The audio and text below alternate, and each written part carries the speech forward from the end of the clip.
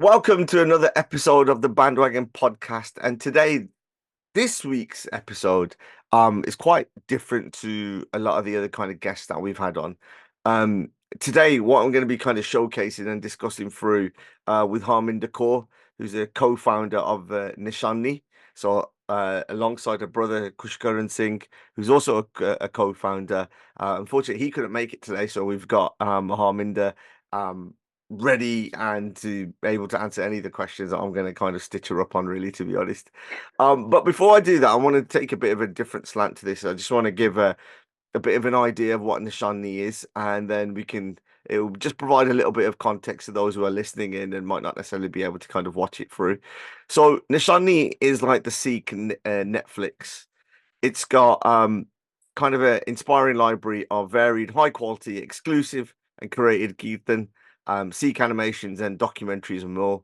The benefits are that it allows you to watch sort of tailored Sikh content for all ages without actually having some of those ads everywhere, which kind of disturbs some of your viewing.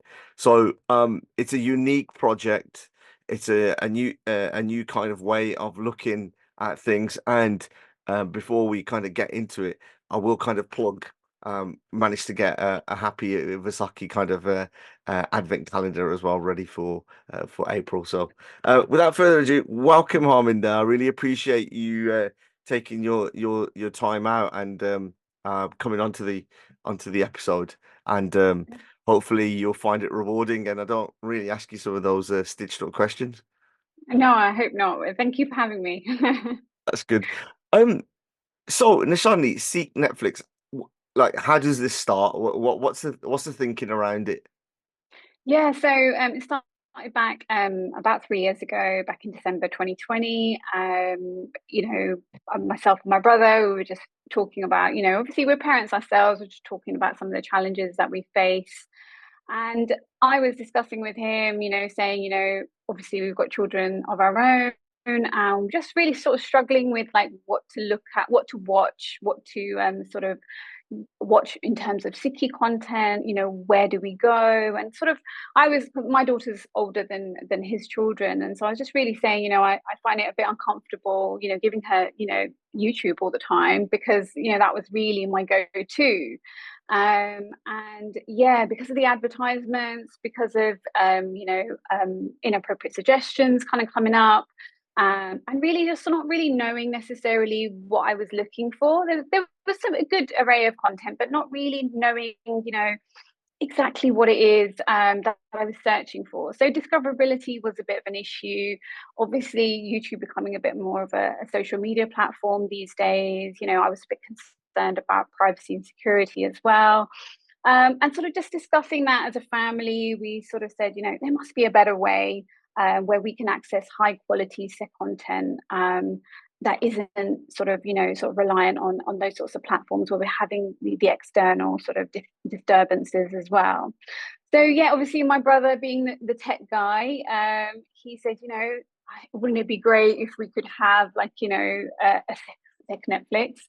And it just sort of snowballed from there really, and obviously myself not being sort of too technically minded, not really realizing that it's a possibility, him saying yeah, actually it's something we could do. So yeah, it just kind of went from there really, sort of our struggles as parents, discussing that actually we're both feeling the same way. Other people in our family circle, friend circle, were sort of having similar issues, and thinking actually the wider community must be feeling these issues as well. So yeah, that's sort of where it started.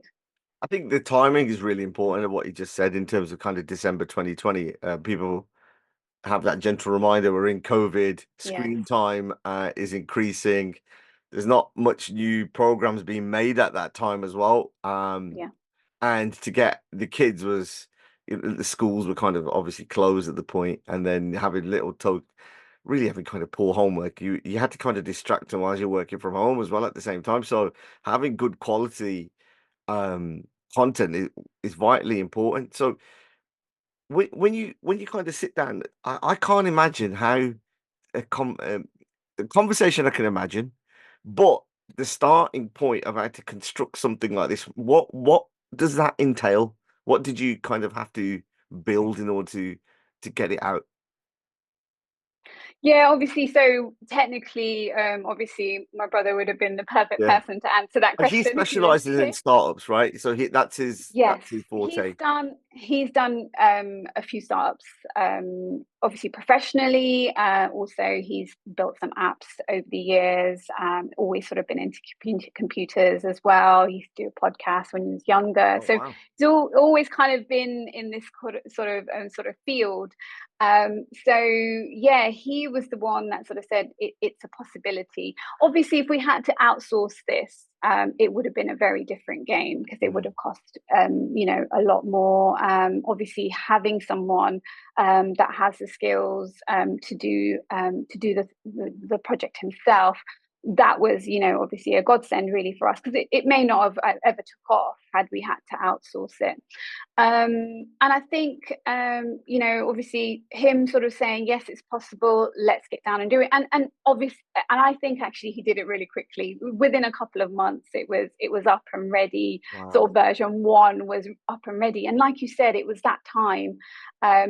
I'm in healthcare, so I didn't really have any free time during that time, but he was at home, working from home as well. And I think that's sort of his perspective was that, his kids being younger, I guess his concerns are a little bit more profound than mine, because he was realizing, actually, I am having to give my young children a tablet, and possibly everybody was having to do that, with the homework and everything being on tablets as well. And it's probably had a lasting effect. We probably do give our children tablets and phones a little bit more so than maybe we were probably doing sort of pre-COVID. So yeah, then it sort of just it was about marketing it, obviously doing those sorts of things and getting the awareness out there, and sort of working with other organizations to sort of get the word out, really. So yeah. Yeah. I mean, like, I'm just trying to reflect back. My children are um 7 and 11, and I remember one of the first sort of content that they looked around Sikh was Jar Sebzade, and my son especially took to that. But you're also conscious because it's very deep and emotional scenes within there as well, isn't it? You're trying to explain what's going on, and it's the whole story is not for the faint-hearted as well at the same time.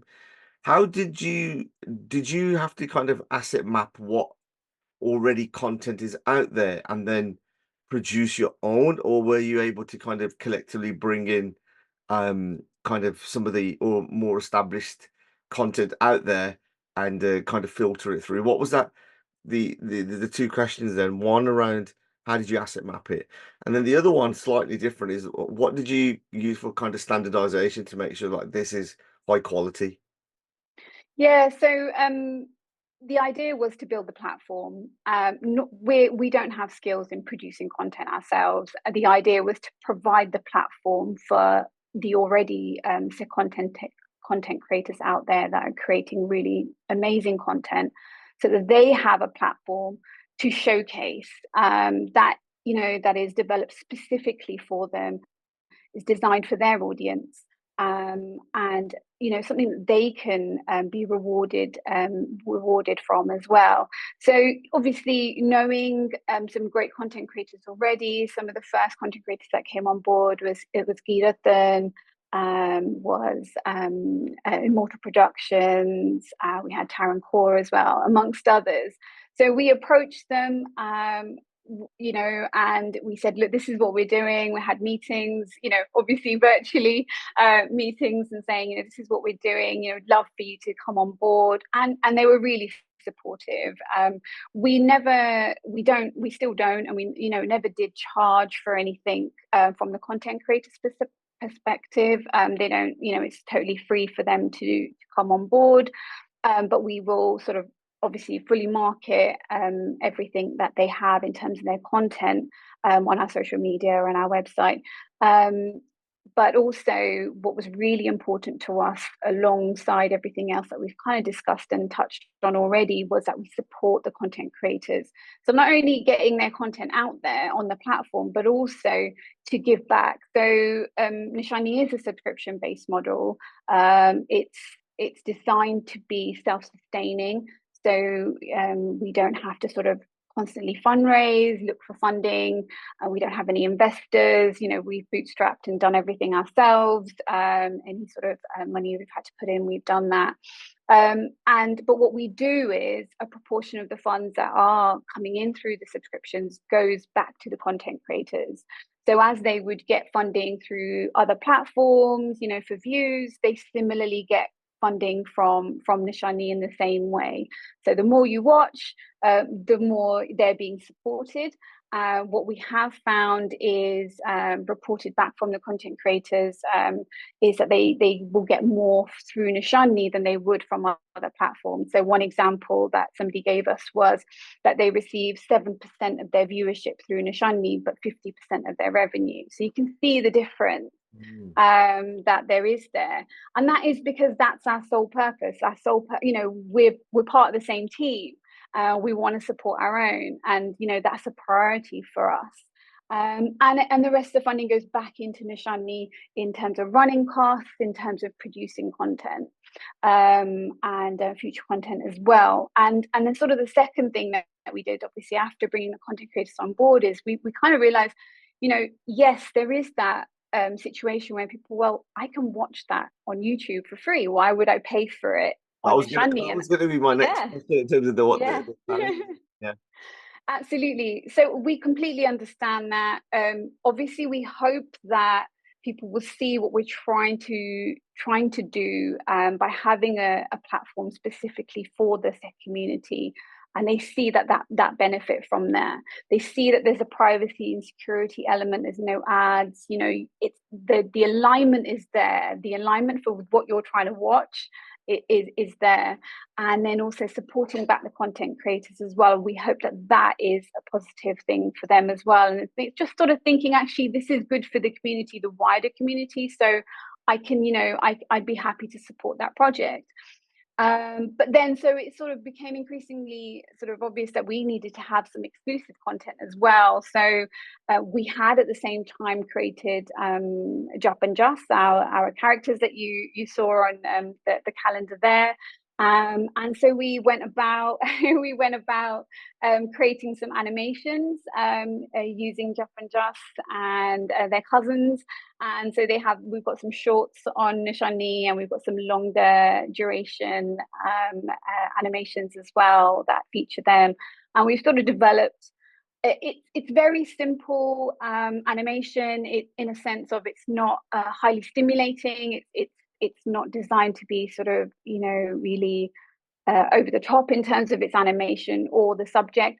It's very simple. But what we wanted to create was something that children can relate to. So they're going to hear the odd word. It isn't the animations are in English, but they're going to hear the odd word they're familiar with. They're going to hear beta. They're going to hear musty, and words like that are going to be dropped in, and they're just going to feel like that they can connect with that. In some of the longer length animations as well, we've touched on some topics around Sikhi as well. So obviously we're not sort of saying that we're great pracharaks or anything along those lines, but what we've created, we've done within the realms of our sort of knowledge and expertise, and we sort of just trying to sort of engage the children really in a fun and interactive way. Things that they used to. Children are used to seeing animations. We also done a bedtime story series, so something that they probably have seen on mainstream TV, but we've done Sikhi books. So they can see that familiarity, but they can see it with characters and storylines that relate to them. Did you come up? I mean, it's a bit of a loaded question in some ways. Did you feel? Did you face any obstacles, especially when you're talking about particular themes? Because a story or a real life event, in many cases, in terms of within Sikhi history is covered in a lot of war and spirituality and more kind of adult themes. And there's many different ways for that story to be narrated. I just want to kind of touch back on it and the previous kind of question was, Yeah. how do you kind of standardize to say what's a correct version? Do you allow the content creators to kind of move away from the kind of source, or do you kind of allow them to kind of express their interpretation? I think a lot of the content that is on Nishaani is Gurbani based, so it would be very difficult to sway from that anyway. If anybody had swayed, then it wouldn't be appropriate for Nishaani. Nishaani isn't about being aligned with any Jathebandi, it's about being aligned with Sikhi. So that is first and foremost the most important thing. Now, Nishaani isn't always necessarily about, teaching Sikhi. It has to be some way, shape, or form related to Sikhi. So the person can have so obviously content around their personal experiences. There's conscious music. There's rap music from the likes of El Fresh the Lion from Australia, and he talks about his own experiences. And when someone's talking about their own experiences, you can't just tell them that's wrong or that's right. It is what it is, and if it's their struggle and they're sharing it, out on a platform, then that's certainly something that we're happy to have.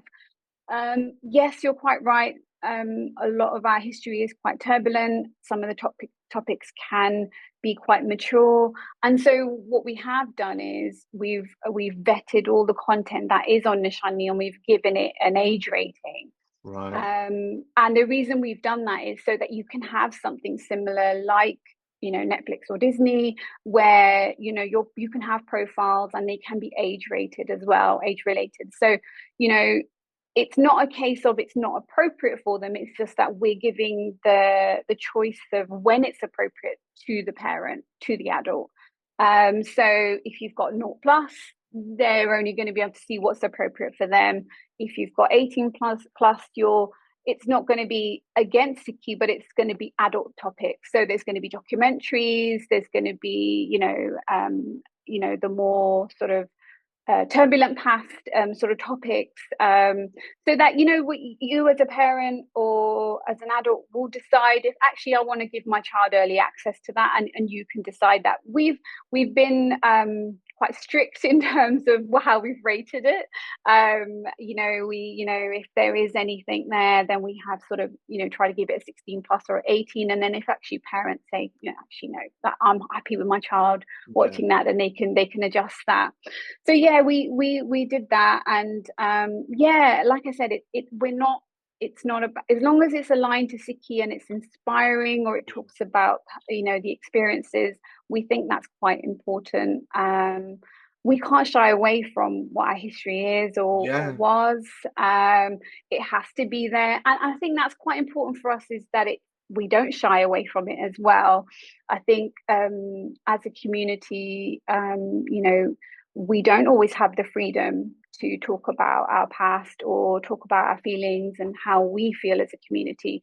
So it was really important. It was really important for us that we have a platform as a community where we can say what we want, and it's not censored in that way. So that was really important for us. Yeah, I mean, as we're having discussions, I'm getting kind of flashbacks of when, as the kids were kind of growing up, and well, still are children, ain't they, in adults? But it came around all they're born in the Marvel era, and so they're seeing all these superheroes and doing all these great feats and things like that, and then you kind of relate it back to within Sikhi to say that some of the actions that have happened, some of our stories and history are superhuman. There are unbelievable feats of bravery and courage. And I've had this discussion with other kids, and when I've got the feeling back from them, they just believe it's a story. It's really hard to kind of put it through. But once you start showing the real pictures and the real life kind of, this is a place, this is the actual place where this happened, it brings that realism in. And I had an experience of this when Dan Bundy I did a Bundy Shore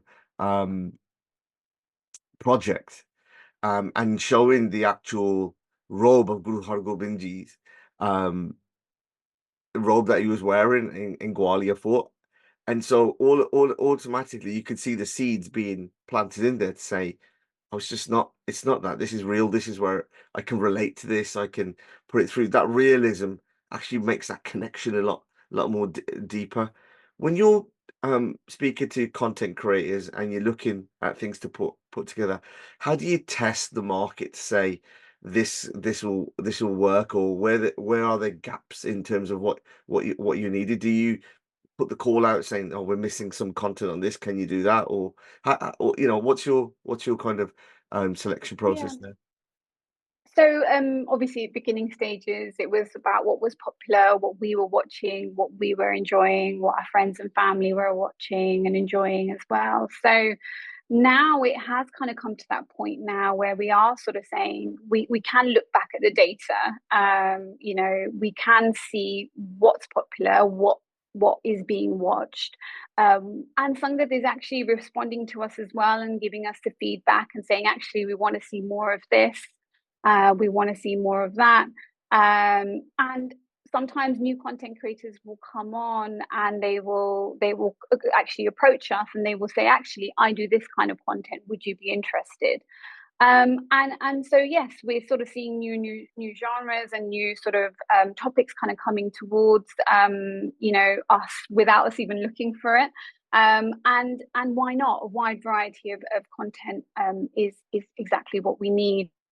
It's not just about sort of learning and teaching, it's about inspiring as well and having that varied content, and also being enjoyable to watch, entertaining as well. I'm hoping that when the kids watch the Japan Jazz animations, they're having a laugh, and they're enjoying it, because I think something I sort of had a conversation about recently is that obviously when I was younger, I can only talk about my own experience. When I was younger, learning about Sikh or Punjabi was, no questions asked, really. I just kind of did what I was told. And I'm sure other people have had that experience from my generation as well. And these days, I think what we're realizing is there's potentially an alternative way, through enjoyment, through fun, that we can connect and we can learn and we can teach our children too. So I think that's quite important to us, that it is engaging to the children.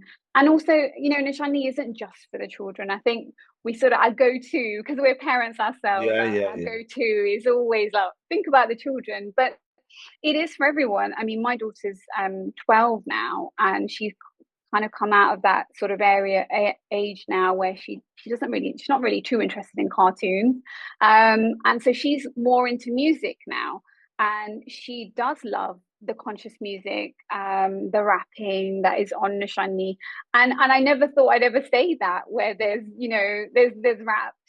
rap music that I'm quite happy for my daughter to listen to. She knows all the words and she's being inspired. She's also seeing a representation there. She very often says that Fresh the Lion looks like her mamaji, and she loves that. She absolutely The loves mama it. ain't gonna complain being compared to a lion, is it really? Come on. I'm not sure who's going to be offended, but but yes, she that, like I said, that's that representation. It's that inspiration. When the youth see themselves being represented, their community being represented, it inspires them, to dream bigger, to do more, to think what the possibilities are for them. About a year ago, we were at a Sikh school and we were talking to them about Nishaani. And, my brother was with me, and, we were just kind of reeling off, he developed the platform himself. And a child raised their hand and said, "Are you actually trying to tell me you developed a Sikh Netflix yourself?" And the thought hadn't crossed our mind, and really, until he asked that question. And he was just, and he was, my brother was quite, humble and like, kind of. I was like, no, yeah, he did it himself. And he was totally inspired, because he thought, well, actually, if he can do that and he looks like me, then what can I not? I can do that too, or I could do something even better. So I think we forget how important that representation is. I mean, and when it comes to Nishaani, we're not relying on someone else to represent for us. We're representing ourselves. Mainstream media, we're always sort of looking to someone else to showcase us in their shows, to talk about our religion or our people or our culture. On Nishaani, we are your people, we are your culture, we are your faith. So it's only going to be about you. And so, yeah, when the youth see that, it's positive. And when parents are always saying, don't listen to music, bhangra, Yeah, do this, especially do that. grandparents, in it, hey, take us, man, nah, you know what I mean? Just Yeah. like, And at least now they can say, well, actually, yeah, it will be positive for me. And so quite rightly, for adults, and even the older generation as well, grandparents, there's Kirtan, there's Samagam recordings of past recordings too. So there is something for everyone. And I think what's most key, and hopefully by seeing someone like me that looks like me, people will appreciate that Nishaani isn't just if you're really, isn't just if you're Amritari, it isn't just if you're really deep into Sikhi. It is for anybody. Anybody that wants to learn about Sikhi or be connected in that way at the very beginning of their journey, somewhere in the middle, or they've attained Amrit Didat, that too. So it's something for everyone, and I think that's quite key for us. So just want to go into a little bit of the logistics of it. So how big is it in terms of the amount of people who got membership at the moment? Obviously, you don't have to give specific numbers to the around it, but just an idea. And then the pricing structure, how does that work? Yeah, so we're still in the hundreds, despite being obviously around for a few years. I think where we've sort of struggled is really to gain that awareness, and hence why we're looking to obviously have support from people like yourselves and organisations where we can just get the word out.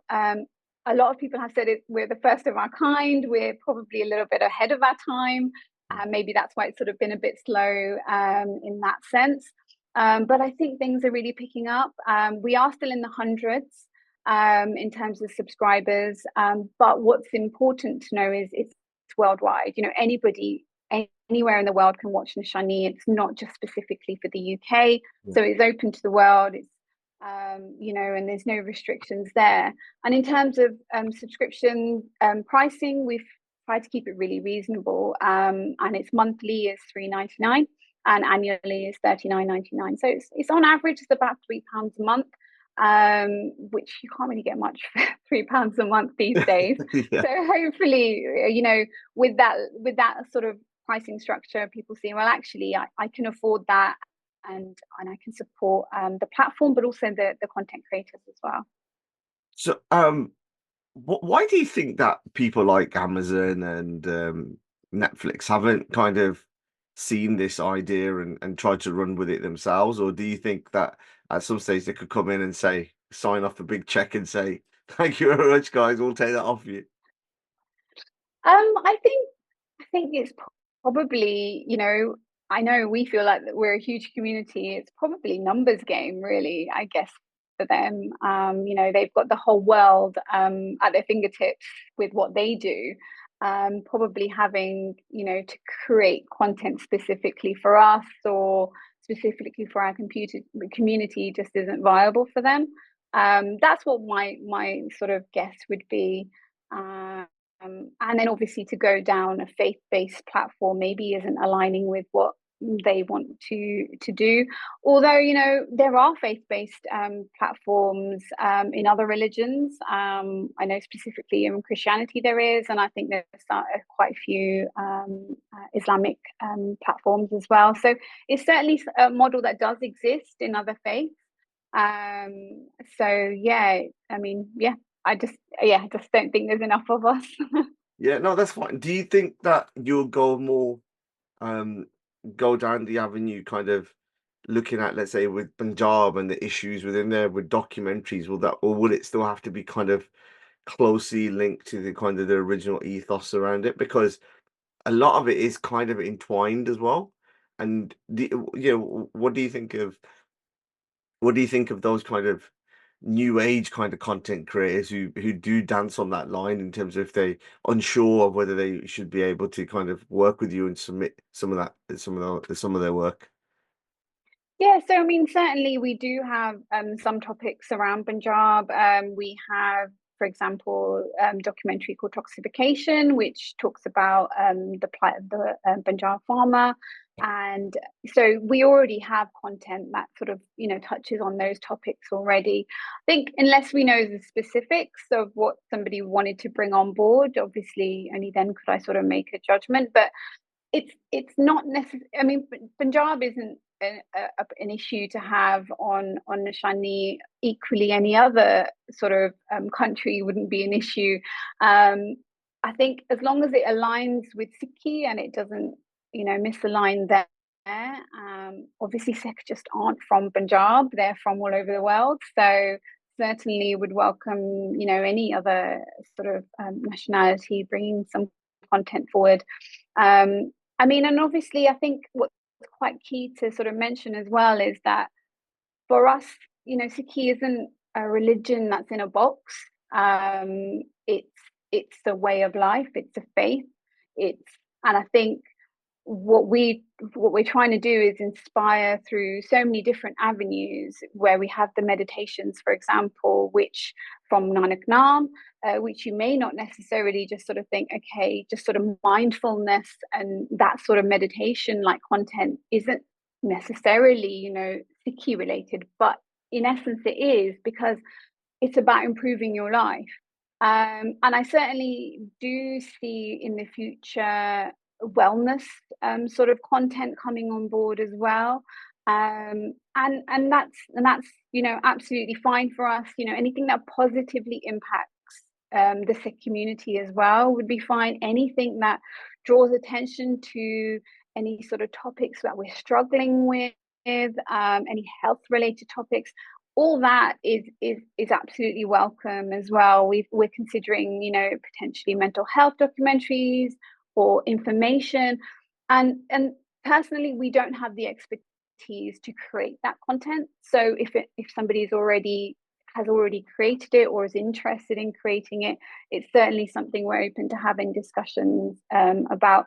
What it won't ever be is sort of cultural. It won't ever be like films and movies that aren't aligned with Nishaani, aligned with Sikhi. So, if there were positive films and inspiring films, then, that's something that we can have a discussion about. Yeah, I mean, I'm just thinking of we are technically in the infancy of it. I know that the late Jagraj Singh from basically Sikhi was one of the four front runners in terms of bringing Sikhi digitalized, or it's kind of spreading it out, and then seeing how far the journey's come from that, and everybody else coming on then, and it's moving forward, and to get to this one, like, it's still it's a massive achievement within there. You just touched a little bit in terms of what the future is. If I spoke to you in a year's time and you said, you know, all your kind of goals have been hit, what would that look like? So obviously, a lot more subscribers, a lot more content. I'd like to see, we'd like to see a lot more exclusive content as well. So we'd really like to develop further Jap and Just and their sort of animations. I think there's scope for more advanced animations as well. So I think that would be certainly something, and we really do want to sort of touch on some topics that would be beneficial in terms of health and well-being as well. I think it's certainly a topic that isn't spoken about enough in that community, and I think we would just really benefit from it being on as many platforms as possible, being as accessible as possible. So yeah, I think subscribers numbers is our sort of key thing, and also potential for television apps as well. So that would be something we'd be looking to do. That will come as subscribers come on board. Like I said, we're not sort of necessarily looking for investors to come on board, because then we then have to satisfy investors and what their demands are, and we don't want to sway from what Nishaani actually is and what it's for, and it's for the community first and foremost, and that is something we don't want to move away from. And the more people you have in the mix, obviously, then things can sort of go off track. So as long as we align there, that's great. But yeah, TV apps. So subscribers, TV apps, and a lot more content, original and more content creators as well. Yeah, I mean it's mad. There's just so much potential for this. I mean, just with the advent calendar, there's merch, there's loads of different sort of things for that you could go down there. How hard is it in terms of kind of managing your own expectations as well? Well, I mean, Well, I'll be really honest. between brother and sister, let's put it that way. Yeah, I mean, it's not been an easy ride. Obviously, like I said, it's kind of 3 years. I'm not sure if you're aware, if you saw that last year we did decide to sort of close briefly back in May last year. We did actually announce that we were going to close, and Why is that? yeah, Why? had just Why? we weren't necessarily sure if it was what the Sangat wanted, whether we weren't seeing as much traction as we'd hoped. And it was just becoming a little bit of a struggle, and we just thought, actually maybe this isn't what the Sangat wanted from us. So we stopped, and yeah, as soon as we announced, it was just an uproar of support on social media. We had phone calls. I know you're from marketing Overwhelming. background. Was that the clever piece of PR stunt, or what was it? No, see, I haven't done that much marketing. I've only done a very small amount, but no, I'm in pharmacy. Yeah. So, No, I saw it. I saw it. It said pharmacist, and then it says marketing in a small, just a smaller word. Yeah. No, it actually wasn't. No, I can wholeheartedly, hand on heart, say it was not marketing at all. We didn't expect I mean, we had a lot of love from the Sangat, particularly for our physical products, for the Jap and Just plushies, the calendars, because we had gone into the streaming platform as well as merchandise at the same time. We did it all. So maybe we bit off too much, more than we could chew, with the small team that we had, because it was myself and my brother, and the rest of the family that were just sort of all hands on deck. But no, like I say, Sangat just said, no, you can't go. And it was barely 24 hours. And we said, okay, you know what, we can't do this. There's just too much support. So we leaned back into our Hukumnama, which we probably should have done in the first place, which before we started Nishaani, we obviously did a dars to Guru Granth Sahib Ji, and we took our Hukumnama and we leaned back into that, and we said, Guruji said from the very beginning that it wasn't going to be easy in the Hukumnama, and he said, don't worry, I'm here for you. And that's what the essence of the Hukumnama was, and that was our understanding. And we lent into that then, and we thought, right, we've got Guruji, we've got the Sangat support, we're going to just go for it now, that's it. Or, just all guns blazing, we just went back in, and we as if nothing had happened. So yeah, and I must say, Sangat support since that day has been even more so than we could have imagined. So yeah, I'm really pleased to say that the platform itself, the awareness of it is improved. Where I'm spending a lot more time. Sorry. That's right, Dawn. Lights have turned off. I'm spending a lot more time on Nishaani as well. I've reduced my hours from work so that we can actually commit more time, because that's basically what happens, is you just don't have the time amongst the day job and the family. So yeah, we have sort of switched slightly. We've kind of pulled back from the physical merchandise. We weren't going to do the Vaisakhi countdown calendar this year, but I did sort of put my foot down and say, no, we really got to do it. Sangat will be so upset if we don't. So this is the fourth one we're doing this year. So yeah, so we've kind of taken our attention off the physical merchandise, and we really are sort of focusing on the platform now. That's brilliant. I mean, it's excellent, and I can't recommend it highly enough. So, well done to both of you, really, to have this innovation within there. You just said about one of the things that you made that decision to kind of close down. What was the other? Is there any other lessons that you've learned in this short period of time? Yeah, I mean, so many lessons along the way, so many. I think, I think for me personally, one of the biggest lessons is just sort of, not being fearful of that failure. I think as the person that I am, maybe the career that I've had, failure isn't really an option.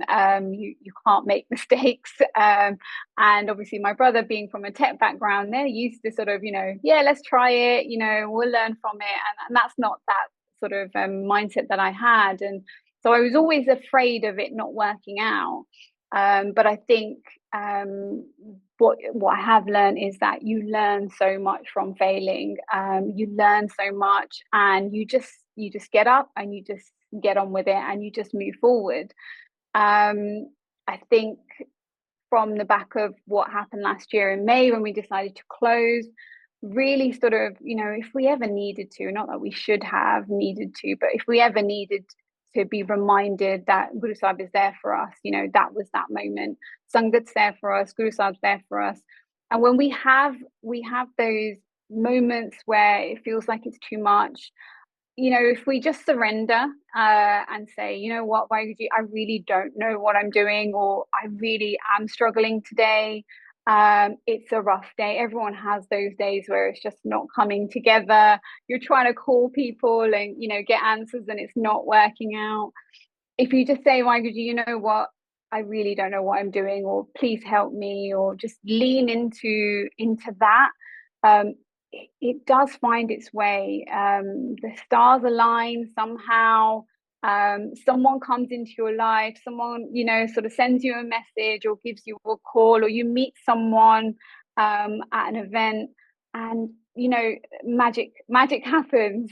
And it just works out. I've had so many of those moments, particularly since last year May. So yeah, I think there's some of the main learnings that I've had. Oh, well, I'm gonna ask you one final question, and then just take it from there. Basically, I give a space to all the guests at the end of an episode where there's a bandwagon. Is there a bandwagon that they'd like to jump on? Is there a bandwagon that they want to jump off? Or is there anything they want to get off their chest? This is their space to do so. Oh my, you've got me there. No. You've got me stumped. It is designed to kind of be really organic in terms of some of your thinking, or something that that you might have just seen in the news, or something that's really playing in your mind. Not really. I mean, no. That's fine. That's cool.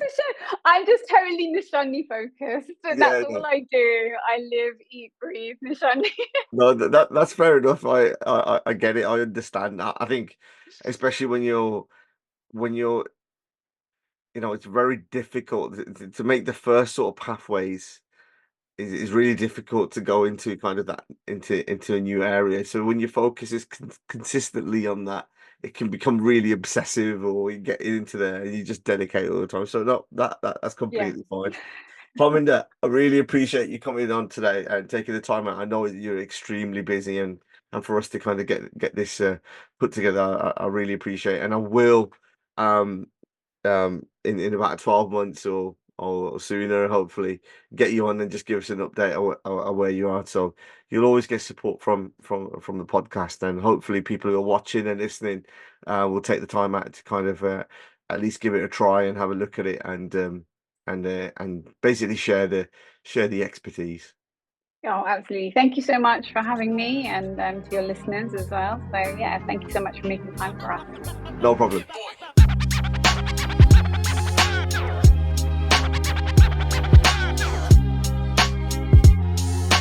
Those